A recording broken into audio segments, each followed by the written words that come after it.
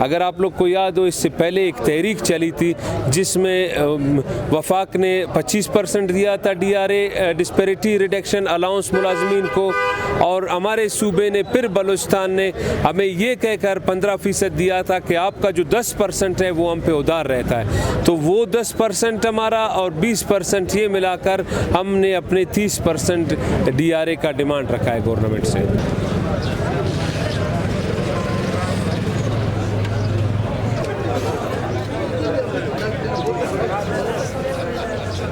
सब ताज उछाले जाएंगे, सब तख्त गिराए जाएंगे, हम देखेंगे लाजिम है कि हम भी देखेंगे।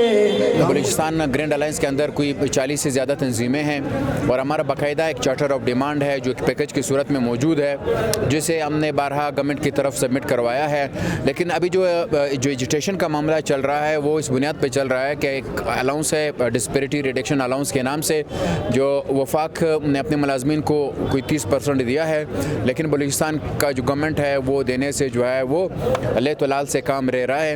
इस वजह से 6 महीने से मुसलसल हमारी ये जदोजहद जारी है।